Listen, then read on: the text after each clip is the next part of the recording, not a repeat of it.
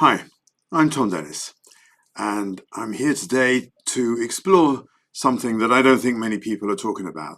Why nobody's talking about the great AI divide and how we need to prepare for it. You may be asking, what do I mean by the great AI divide? And I hope by the end you'll have a good sense of that. So, let's start with a little story. Imagine for a moment Sarah, an EA to a top executive in a Fortune 500 company. One Monday morning, she arrives at work to find an email from her boss. Sarah, I've decided to try an AI assistant for a week. Let's see how it compares with your work. Sarah's heart races. Will she be replaced? She spends the week in anxiety, watching as the AI handles scheduling, draft emails, and preparing reports. Friday arrives, and her boss calls her in. Sarah, he says, I made a decision.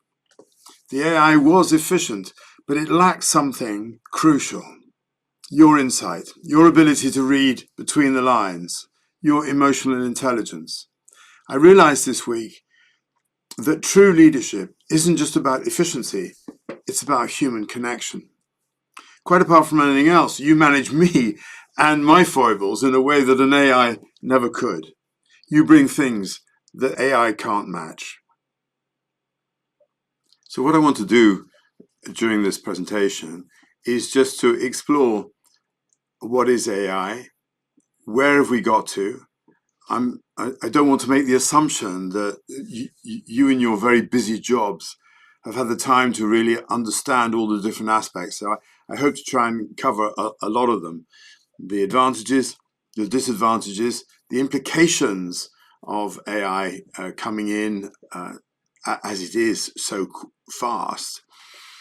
And then I'm going to talk about leadership and some of the aspects that I think really need to be addressed, perhaps for yourself and certainly for the executives around you. So what is AI? Mustafa Suleyman, who is the CEO of Microsoft AI, has recently said we should start to think of AI as a kind of digital species. After all, AIs can communicate in our languages. They see what we see. In many ways, actually, they can see more than we can see. They consume unimaginable large amounts of information. They have memory. They have personality. They have creativity. They can reason to a large extent, and that extent is really growing all the time. They can formulate plans. They can act autonomously if we allow them. They can smell now. And they can do all of these things at levels of sophistication that is far beyond anything that we've ever known from a mere tool. And of course, AI is developing at a breakneck speed. I'll talk about that a bit more a little later. There are various levels that they're describing in terms of AI. The first is rules-based. So that's things like managing traffic, automated customer service, telephone calls, the basic diagnosis of various symptoms and diseases, screening of resumes, and the delivery of goods, like the delivery of food from organizations like Able and Cole, and of course Amazon. Then there's what they call context-based AI, which gives a contextually based response to an input.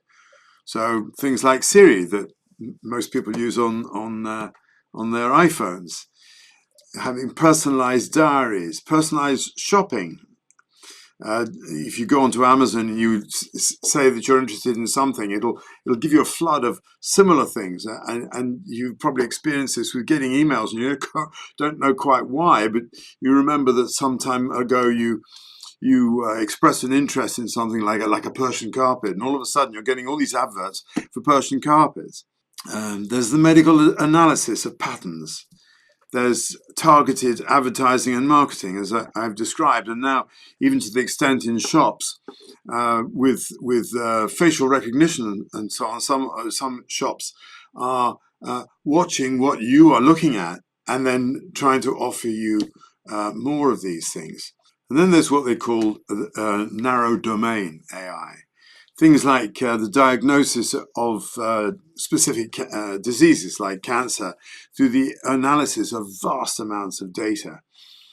And there's the trading and investment and the predictions based on historical data that are becoming ever more and frighteningly accurate.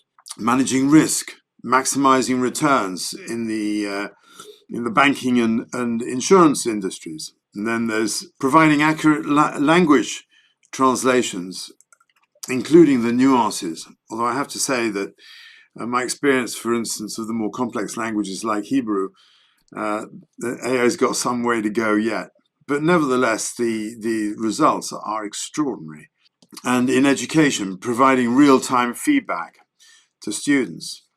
2 years ago, really nobody was talking about AI at all. And yet here we are. Into what I've covered so far really is already there.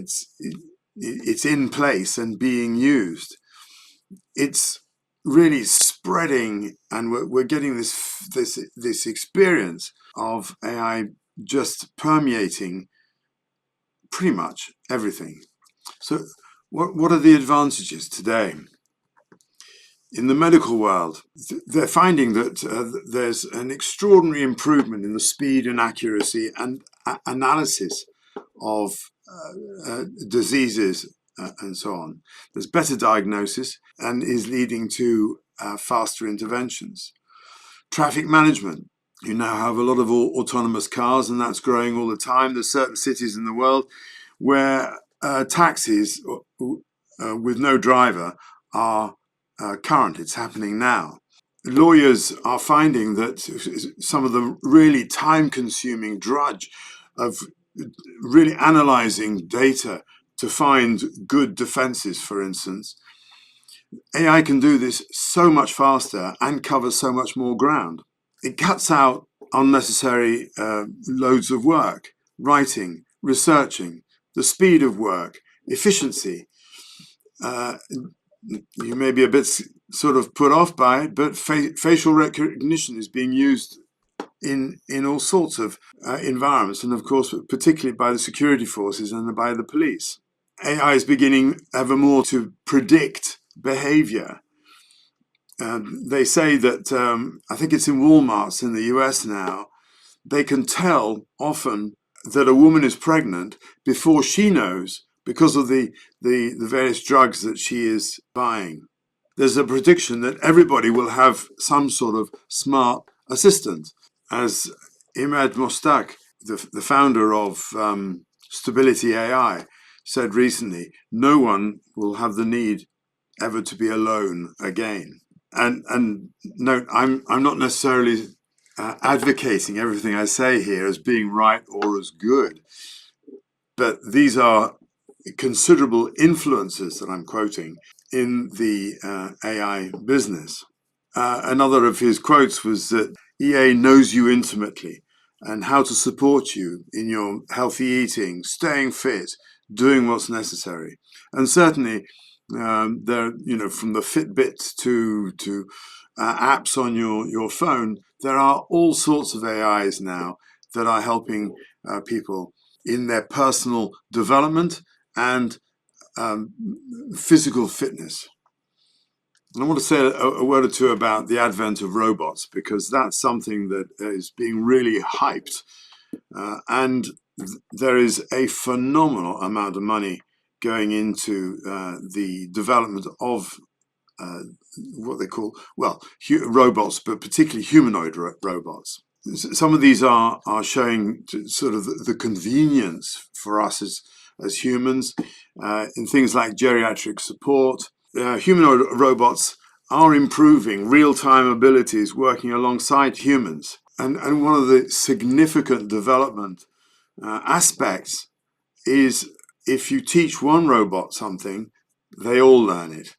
And so the level of learning amongst robots is going at an incredible speed. So there are at least 20 companies producing robots at the moment, and the projection is that by 2040 there will be something like the same number of humanoids as there are humans on the planet, and the cost of these things will be between $10,000 and $20,000.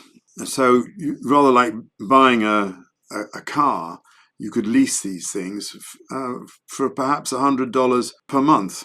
And now, although there's phenomenal amounts of money, eye-watering amounts of money going into the development of AI, actually for the user, it's not that expensive.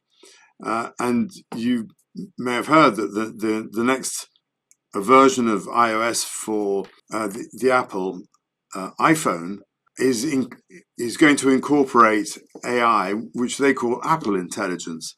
And Apple is working in conjunction with OpenAI to give you the facilities of OpenAI completely, which is OpenAI produce ChatGPT on your phone. Another advantage that is slightly counterintuitive is that AI actually is proving to be more empathetic than humans are, and this has really been borne out in a number of organizations in terms of their customer service, where they found that customer response to an AI is stronger, is better than that of a human being. People want to feel special. They want to feel that they can trust. And the way that AI works is that actually it shows more empathy and it generates trust more easily. And of course, it could just keep doing that. It doesn't have to take tea breaks, and it doesn't have moods like a human does. This has led to organizations, for instance, BT, who've said that in the next few years, they're going to be laying off something like 55,000 people and putting that resource into AI. The next sort of category is reasoning AI. So it can draw conclusions without guidance or programming. It can leverage vast algorithms. Actually, even today, one of the real sort of skills that organizations are looking for is prompts, the ability to give instructions to AI. And the more accurate your prompt is, the better the response is going to be. Next, cybersecurity. AI is developing in such a way that it can analyze data packets and then predict attacks before humans have noticed, and then suggesting suitable actions. In the medical world, it can synthesize patient history and medical history and the latest research in the context of that individual, making the opportunity to have very targeted, very specific interventions for that individual possible. And then there's the aspect of environmental management. Getting readings from satellites, analyzing weather patterns, even looking at things like deforestation and reforestation, and reasoning where the optimal locations and types of intervention can be made. And then there's retail companies that are analyzing stock levels in ways that up until now they haven't been able to do. It's much more accurate and is according to market trends and consumer demands. It's much more responsive. The next category, AGI, artificial general intelligence, where already some of these aspects are coming in. Advanced reasoning, analyzing vast amounts of data at accelerated speeds, having assistants understand daily routines and stress levels in an individual so that they can make predictive interventions, assisting with the diagnosis and patterns that humans can't actually identify. In law, I've already mentioned the researching of huge amounts of data making cases more accurate and saving lawyers masses of time. And of course, probably causing a lot of lawyers to lose their jobs. We'll come on to that. AGI is being used to tutor students with tailored input and feedback. And there's a huge industry that is building now around providing care for the elderly. The next category is super intelligent AI. This is where we get into AI that can improve itself. It learns and it develops. It is beginning at this stage to eclipse human intellect.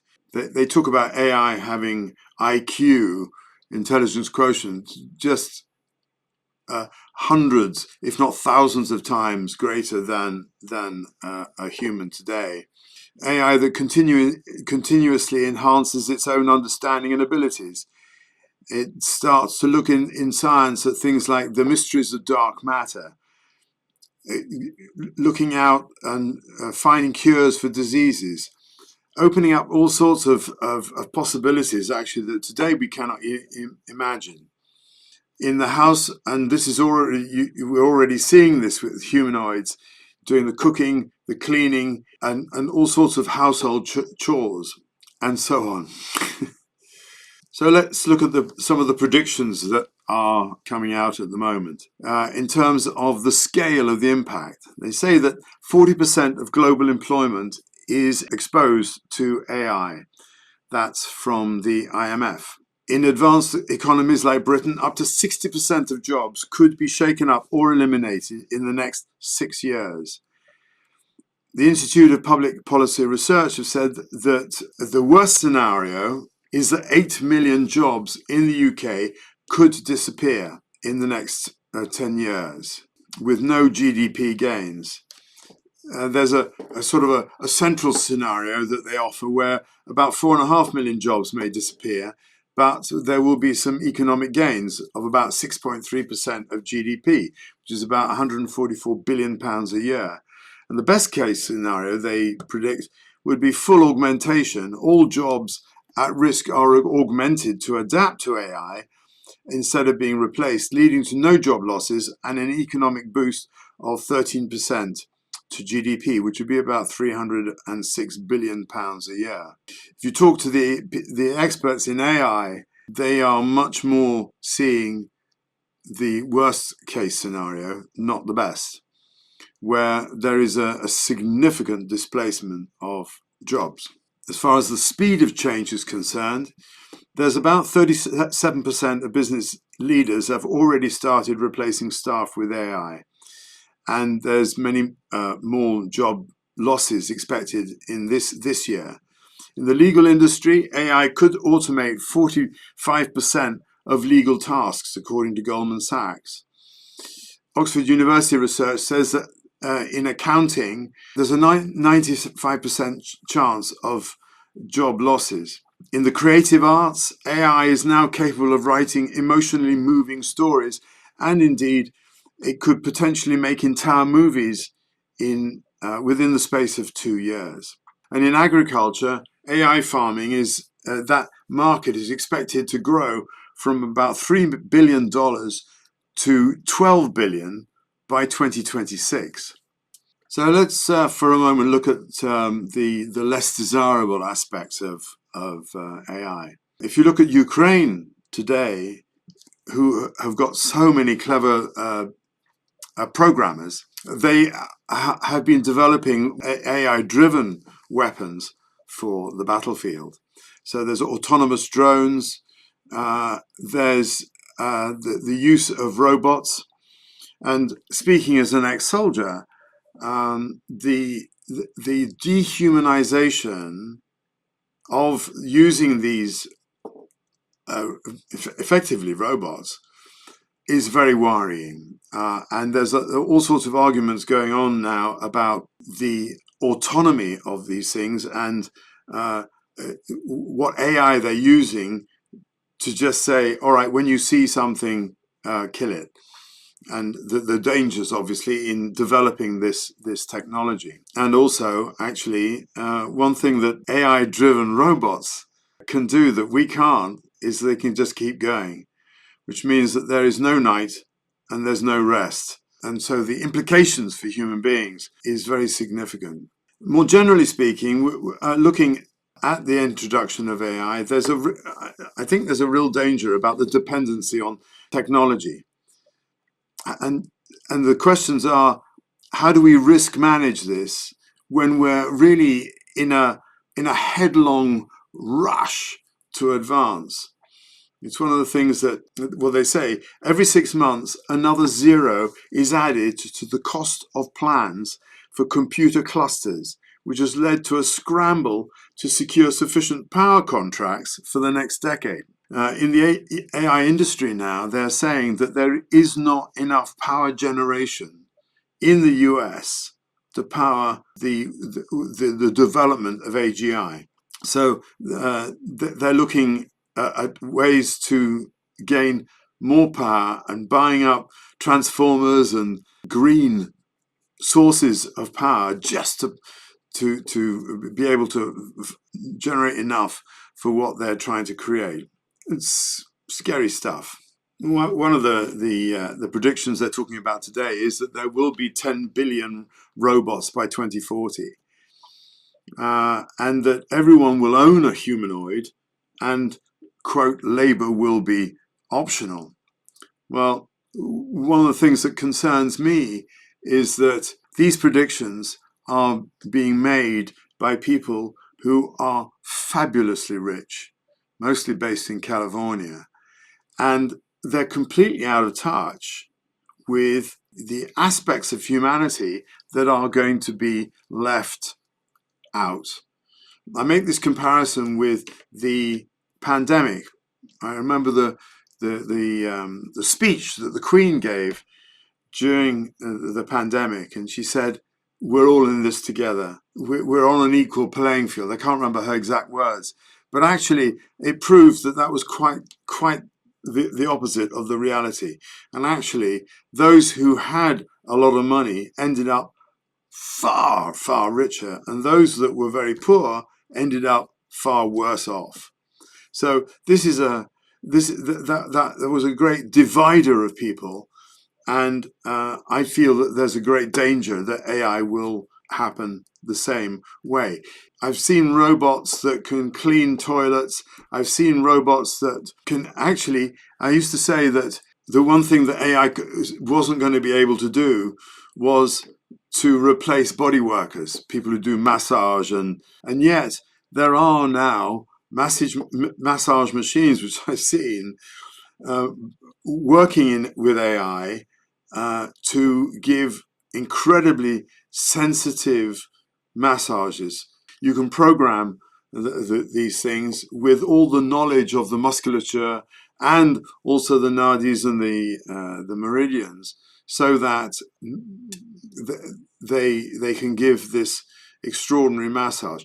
Whether there are still things that a gifted, sensitive human masseur or masseurs can give, I think there probably are.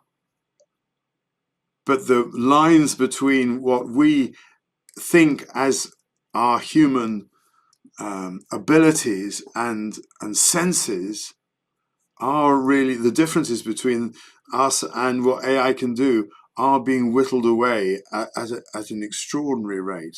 So big risks in AGI: the risk of mass unemployment, the risk of cyber attacks, and the impact of them, the risk of job displacement, the risk of bias incorporated into the programming, because of course AI gets its knowledge by seeing what's out there, and the whole of the internet now has been integrated into all the large AI models, which is why now that there are some companies that are using their proprietary information, stuff that only they know, which is not on the general internet. They're going into agreements with organizations like OpenAI to gain advantage. with super intelligent AI, there's a real challenge to make sure that the AI will align with human values. The AI learns from what it finds on the internet and how it is used. So the more positive use there is of AI, the more it learns positive things, the more negative use of AI, the more negative things it'll learn. So we need some really robust international agreements on the ethics in AI. And quite honestly, what we're seeing is that there's so much money involved that AI is being developed without some good safety criteria being used. The pace of transformation is just going at an unbelievable speed. And that they're predicting, that AI will become it talks about trillions of times more intelligent than humans. So how do we harness this for the good of humanity? And can we control this? Because now AI can program itself, and it can learn from other AIs all over the globe. So are we ready? That's a question I'm asking. Are we ready for the world that is being created? If you look at education, teachers today are not equipped, and I don't think they know enough, and the system is not set up in such a way that children are being prepared for the world that they are entering. AI can be used to help to get one into a flow state. It can be used as a kind of sparring partner, so that it's somebody who knows you better than anyone else. It could be a personal muse from a creative point of view. But are we prepared to be able to use it in this way? Another sort of negative that I've highlighted is this huge transfer of wealth. The rich, and it was Eric Schmidt, who was the last CEO of Google, when asked about this transfer of wealth in an interview very recently, he said, well, the rich are going to get richer and the poor, they do the best they can. And that's somebody who really has big influence. And I find that very scary. And then also in terms of risk, if you imagine a scenario where we have 10 billion robots, and then there's a bad firmware update, and that's not perhaps as crazy as it sounds. If we think in terms of the CrowdStrike update, which happened whatever it was a month ago, which was a security software update and impacted Microsoft Windows really across the world. And then there's something that not many people are thinking about, but it was back in 1859, there was a huge sunspot activity which sent a level of radiation out, which when it reached the Earth, made pretty much every electrical instrument that they had at the time catch fire. And there's nothing we can do about it. It's called EMP, electromagnetic pulse. And if we have that today, it's predicted that actually all the main systems that we have around the world would be out for about a year. I don't know if this is right, but we are getting into a situation now where our dependence on electronic devices is almost complete. And the CrowdStrike problem really does emphasize that. So if you're the EA of an organization that's dependent on your electric systems in a considerable way, then I would advise you to persuade your CFO to invest in some what they call hardening of the transformers. That's the main thing, so that if and when there is an electromagnetic pulse, it doesn't take out your organization. So I talked about the Great Divide, and I hope it's becoming clear how I see it. there are all sorts of predictions out there. One from one of the AI companies talks about 300 million jobs being lost by 2030, whilst there would be about 90 million jobs created. Nobody knows. But what this is doing is creating a lot of fear and stress. And there is this sort of very important and strong message that you have to be on the right side of change. Certainly, if you're in an organization that is kind of shunning AI because you can't see how it's a fad and so on, then I think your organization is in danger. And on the other hand, because there are billions, indeed trillions now of dollars going into the AI development, there are all sorts of investment adventures that people are going on, and this could be a huge bubble that will grow and explode. I don't know. I'm not an expert in all of that, but I think we have to be aware of it and then make our choices intelligently. I do believe that we are grossly unprepared for the sheer volume of pockets of micro isolation that AI is going to generate. All the predictions that we're getting are from people for whom the development of AI is really going to pay them. And I think there's a huge blind spot now around the effects on those whose jobs are going to be negatively affected. So I see this huge divides that are being generated, and we're not paying nearly enough attention to them, because if the situation really is exacerbated, then with so many more millionaires being created because they invested in the right thing at the right time, and because their organization is really working to make more money using AI, there will be people who will suffer from this, the downsides, and they are going to be very disaffected. And I think that could lead to a really great instability in society. Which really brings me on then to leadership. It was Stephen Covey who said that a manager is efficient in climbing the ladder of success.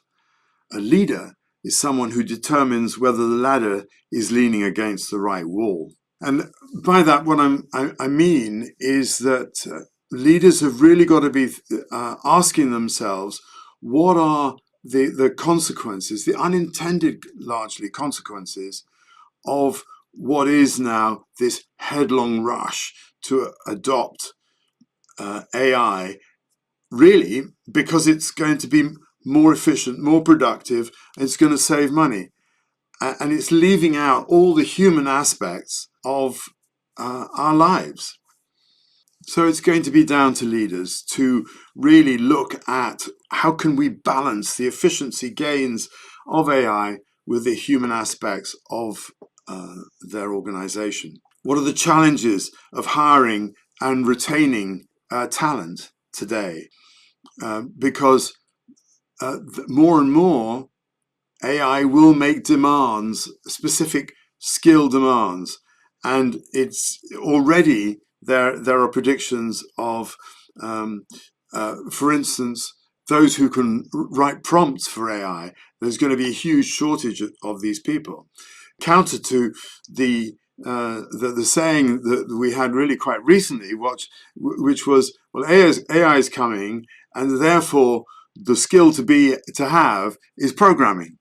And yet now AI has advanced to the stage that AI can program itself, and largely more efficiently, more effectively, more accurately than humans can. Now, AI can augment leadership decision making and help leaders develop the skills needed to work with AI tools. There's a sort of partnering that leaders can adopt.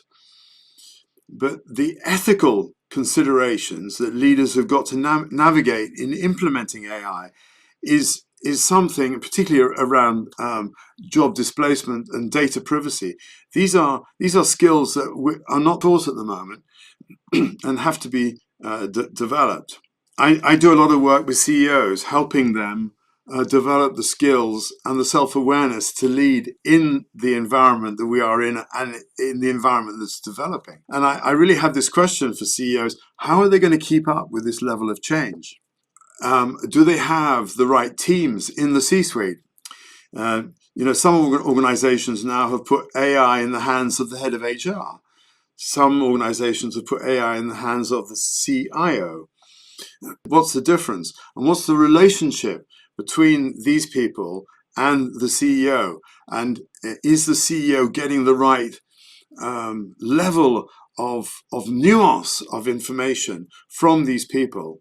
Or is it just being driven by the CFO, who can just see huge advantage in the development of AI? So with leaders, how can we learn to make the best use of the opportunities whilst balancing the downsides? And are leaders now being proactive in learning about AI and its developments and its impact? There's a great drive for leaders to do things better, faster, and cheaper. And yet there's also this importance of developing strategies for AI integration and managing the workforce and their transitions. This all requires kind of a deeper level of thinking compared to what most leaders have developed. And certainly in most business schools at the moment, they're way away from this. I asked the question, really, can we successfully integrate AI whilst really raising the questions about maintaining the soul of human interactions in leadership roles? And what does that mean? And can leaders give that the attention and the thought that's required? Now, because things are moving so fast, there's a critical role for leaders in fostering a culture of continuous learning and adaptation. It's really important to predict trends, be able to predict trends, and stay ahead of AI advancements. And since literally every week there are new announcements coming out about what AI can do, where it's going, how it's being adopted and adapted, that takes a lot of effort and time. So what are leaders going to stop doing in order to be able to do that? That's something they've really got to think about.